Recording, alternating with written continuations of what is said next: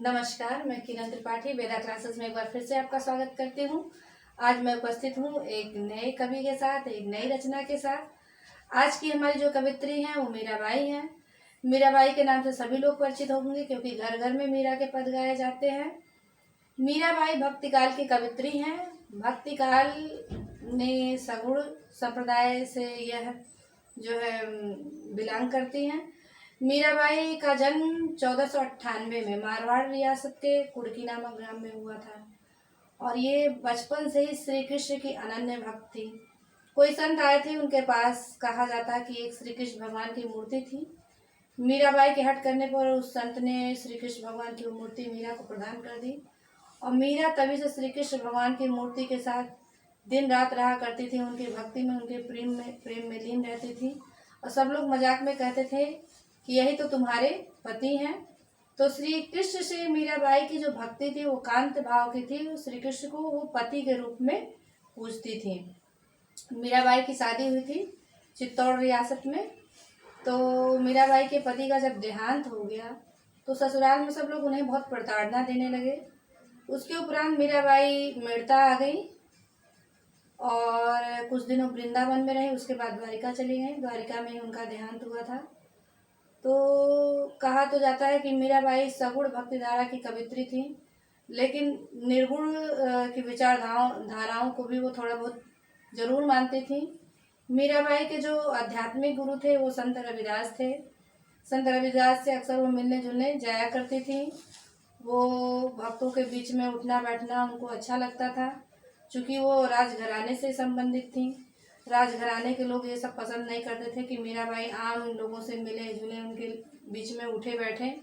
लोगों को ऐसा लगता था कि वह जो है उनके कुल के नाम को कलंकित कर रही हैं, अपने मर्यादा को भंग कर रही हैं। मीराबाई अपनी मर्यादा में नहीं रहती हैं। तो ससुराल में लोगों ने बहुत प्रताड़ना दिया। श्री कृष्ण भगवान से उन्हें इतना ज़्यादा प्रेम था कि जब मीराबाई अपने पद गाती थी तो उनकी भक्ति में लीन हो जाती थी। वो पैरों में घुंघरू बांध करके नाचने लगती थी। ये बात उनके परिवार को अच्छी नहीं लगती थी, समाज को भी अच्छा नहीं लगता था, क्योंकि मीराबाई एक सभ्य घराने की महिला थी। आज भी सभ्य घराने की महिलाओं का खुलेआम ऐसे नाचना लोग पसंद नहीं करते हैं। लेकिन मीराबाई का ये मानना था कि अगर ये शरीर मिला है तो मैं अपने अनन्य भगवान श्री कृष्ण को क्यों न रिझाऊं और क्यों न गाऊं। तो वो श्री कृष्ण को रिझाने के लिए नाचती थी, गाती थी, लोगों की परवाह नहीं करती थी। लोग बहुत ताने देते थे, बहुत कटाक्ष करते थे। जीवन के अंतिम जीवन में एक समय ऐसा आ गया कि उनके जो देवर थे उन्होंने मीराबाई को विष का प्याला भेजा कि मीराबाई, आपने हमारे कुल की मर्यादा को भंग किया है, हमारे कुल को कलंकित किया है, हम लोगों ने कहीं मुंह दिखाने लायक हम लोगों को नहीं छोड़ा है और आप ये विष का प्याला पी लीजिए। तो मीराबाई मुस्कुरा करके वह विष का प्याला पी गई, क्योंकि उन्हें लगता था कि अगर कृष्ण से प्रेम करने के लिए अगर ये दंड है तो ये बहुत छोटा दंड है। और उन्होंने बहुत सरलता से उस विष को पी लिया। लेकिन ऐसा कहा जाता है कि मीराबाई के ऊपर विष का प्रभाव नहीं पड़ा है। मीराबाई जो कविताएं लिखती थी वह राजस्थानी भाषा में लिखती थी। कुछ कुछ ब्रज भाषा का भी मेल हुआ करता था। और हमारी पुस्तक में जो उनकी कविता संकलित है उसमें जो पहला पद है श्रृंगार रस है, उसमें माधुर्य गुण है।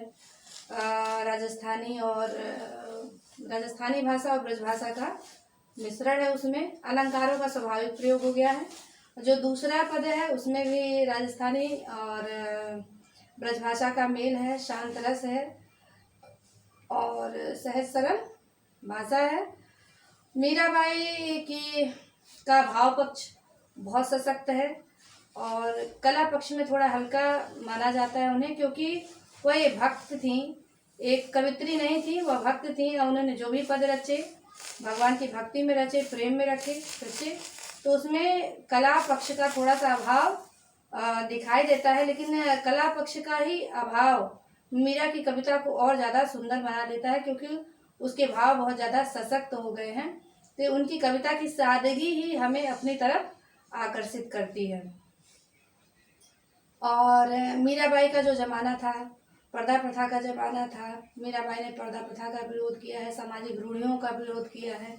और मीराबाई एक तरह से कह दिया जाए तो उस ज़माने में नारी सशक्तिकरण को रेखांकित करती हैं।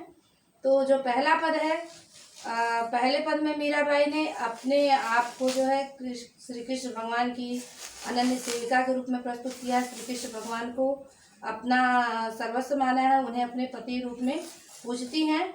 और इस कविता में उनके प्रेम की विरह वेदना, प्रेम का तड़प देखने को मिलेगा, क्योंकि ईश्वर को पाने के लिए जब तक मन में तड़प ना हो तब तक हम ईश्वर को प्राप्त नहीं कर सकते हैं। तो देखिए कविता हम पढ़ते हैं।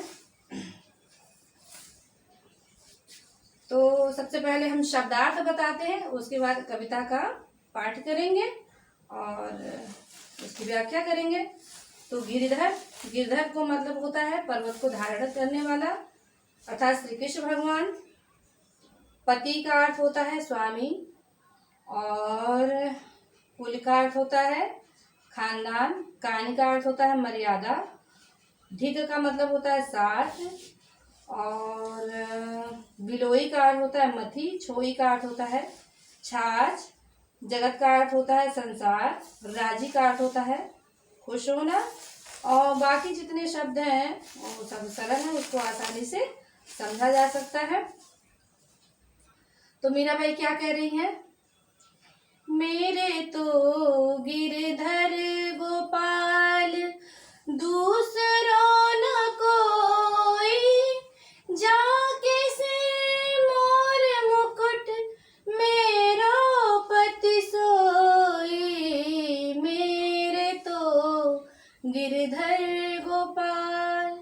तो इन पंक्तियों में मीराबाई ने श्री कृष्ण के प्रति अपनी अनन्य भक्ति को प्रकट किया, अपने अनन्य प्रेम को प्रकट किया। वो कह रही हैं कि मेरे तो एकमात्र श्री कृष्ण भगवान हैं, वही मेरे इष्ट हैं, उनको छोड़ करके कोई मेरा इष्ट नहीं है। वो श्री कृष्ण भगवान, उनका स्वरूप कैसा है? वो पर्वत को धारण करने वाले, जो अपने सिर पर मोर का मुकुट धारण करते हैं, वही श्री कृष्ण भगवान मेरे पति है, मेरे मालिक है, मेरे स्वामी है। तो पति का अर्थ यही नहीं होता कि जिससे विवाह हो उसी को हम पति कहते हैं। पति का अर्थ स्वामी भी होता है, जैसे लखपति, करोड़पति। उसी तरीके से मेरा पति मतलब मेरा मालिक, मेरा स्वामी भगवान श्री कृष्ण है, ऐसा मीराबाई के कहने का भाव है। फिर आगे क्या कह रही है मीराबाई?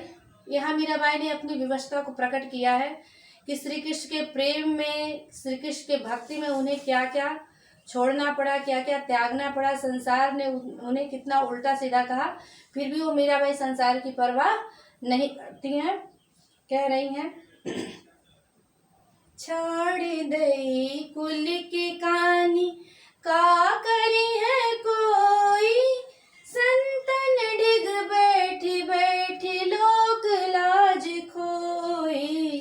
तो कह रही है कि मैंने कुल की मान मर्यादा को सब त्याग दिया है। मुझे श्री कृष्ण ऐसी लगन लगी है, ऐसा प्रेम हो गया है कि लोग मुझे क्या कहेंगे, मैं इस बात की परवाह नहीं करती। कोई मुझे कुछ भी कहे, कहता रहे, मैं उसकी परवाह नहीं करती।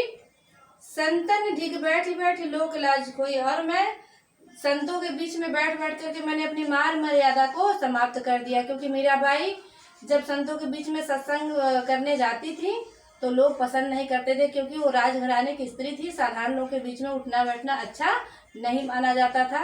उस समय औरतें लंबा लंबा घूंघट निकाल करके घरों में रहा करती थी।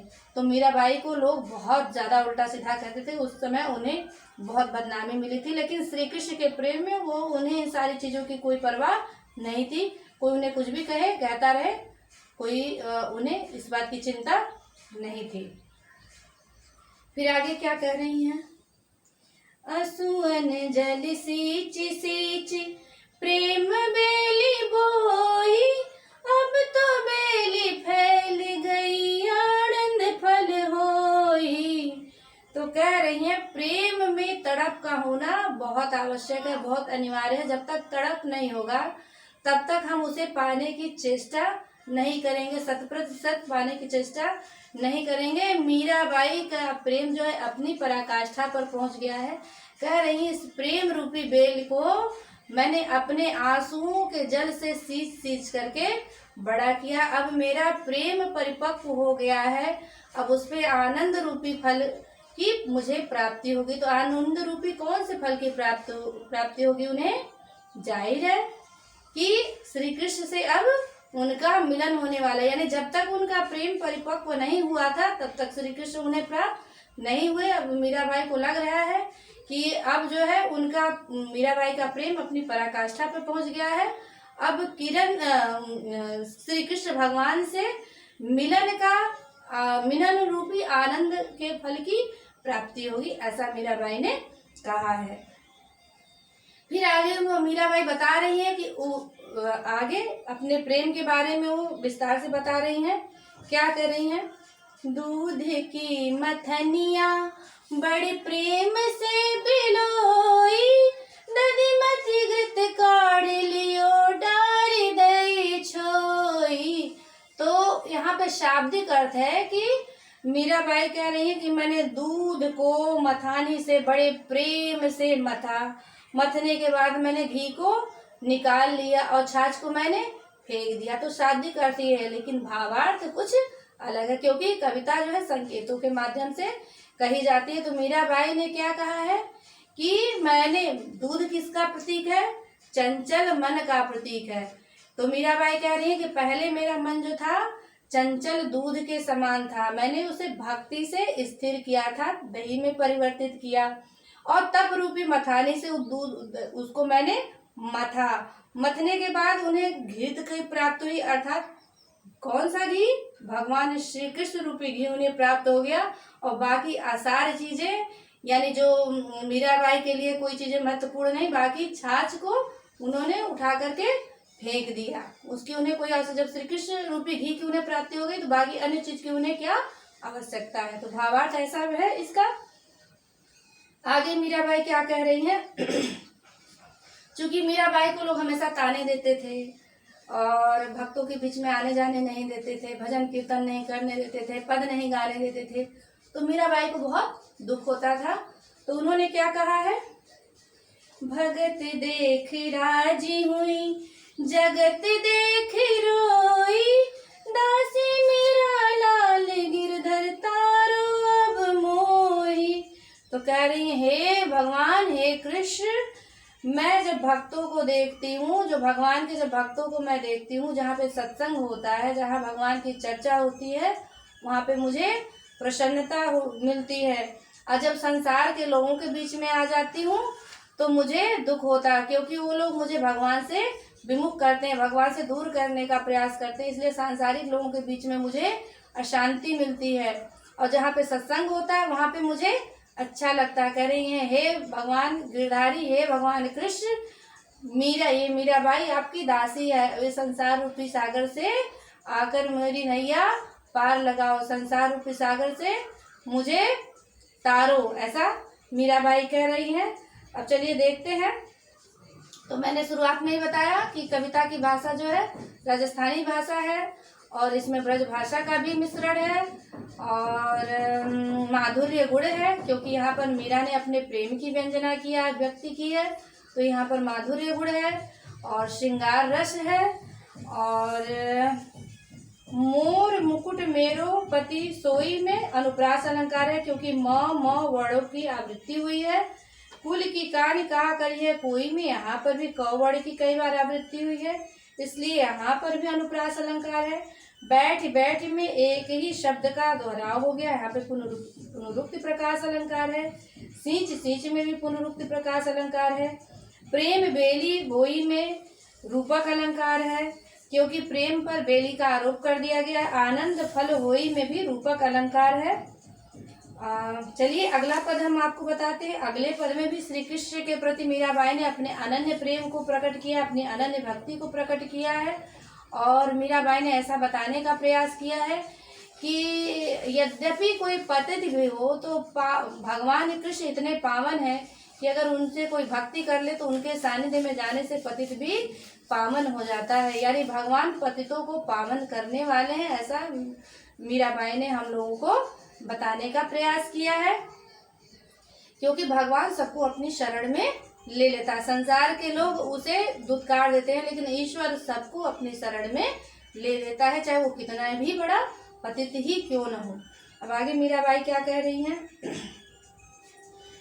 पग घुंघरू बांध मीरा नाची, पग घुंघरू बांध मीरा नाची, मैं तो मेरे नारायण सु, मैं तो मेरे नारायण सु, आप ही हो गई साची, पग घुंघरू बांध मेरा नाची।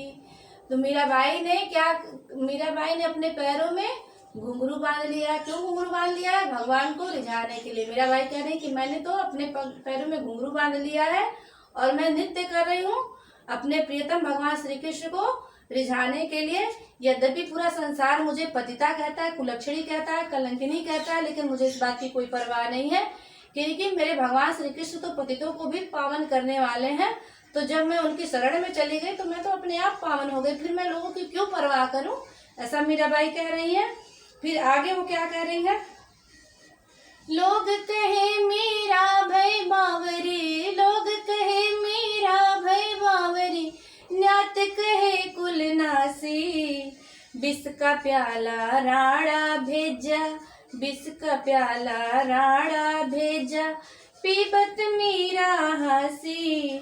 मीरा के प्रभु गिरधर नागर, मीरा के प्रभु गिरधर नागर, सहज मिले अविनाशी, पग घुंघरू बांध मेरा नाची।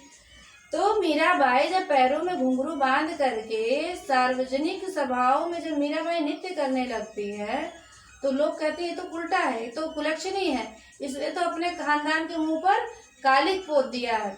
और इस तरीके से लोग मीराबाई की आलोचना करते हैं और उन्हें धुतकारते हैं। और उनके खानदान वाले, न्यात का मतलब होता है खानदान वाले, उनके कुटुंबीजन उन्हें कहते हैं तो कुलनाशनी है, उल्टा है, कुलक्षणी, ऐसा करके कह करके मीरा को अपमानित करते हैं। तो उसके बाद मीराबाई का इस तरीके से जब समाज में बहुत ज्यादा बदनामी हो जाता है तो मीराबाई के जो देवर है राणा मीराबाई को विष का प्याला भेजते हैं। वो उन्हें षड्यंत्र से नहीं मारते हैं, क्योंकि जानते हैं कि मीरा छतराड़ी जो मरने से नहीं डरती है, तो वो खुलेआम विष का प्याला भेजते हैं। कहते हैं कि मीरा से कह दो कि ये विष पी करके अपने प्राणों को त्याग दे, क्योंकि उसने हमें मुंह दिखाने लायक नहीं छोड़ा है। तो मीराबाई उस विष के प्याले को देख करके मन ही मन मुस्कुराने लगती हैं। कहती है कि श्री कृष्ण से प्रेम करने का अगर ये दंड है तो ये तो बहुत छोटा सा दंड है। और वो बहुत प्रेम से उस विष के प्याले को पी लेती हैं। लेकिन ऐसा कहा जाता है कि मीराबाई पर उस विष का तनिक भी प्रभाव नहीं पड़ा था। कहती है कि अगर ये छोटा सा काम करने से अगर कृष्ण से मेरा मिलन हो जाता है तो ये तो बहुत सरल है, क्योंकि भगवान को प्राप्त करने के लिए आदमी न जाने कितने जन्म लेता है और कितनी बार मरता है, फिर भी वो ईश्वर को प्राप्त नहीं कर पाता है। अगर विष पीने से ही मेरा कृष्ण से मिलन हो जाता है तो ये तो बहुत सरलता से मैं भगवान को प्राप्त कर लूंगी, ऐसा मीराबाई कहती है। पग का अर्थ होता है पैर, आप ही का मतलब होता है अपने आप, न्यात का अर्थ होता है परिवार के लोग, बावरी का अर्थ होता है पागल, हांसी का अर्थ होता है हंस पड़ी, और सहज का अर्थ होता है सरलता से या अपने आप। इसमें भी कविता में प्रसाद गुण है और शांत रस है, राजस्थानी भाषा है और तथा इसमें ब्रज भाषा का भी मिश्रण है। तो अब अगली बार जो है हम मिलेंगे एक नए कवि के साथ, एक नई रचना के साथ, और आप लोग कमेंट करके जरूर बताइएगा कि आपको व्याख्या कैसी लगी। तब तक के लिए आज्ञा दीजिए, नमस्कार।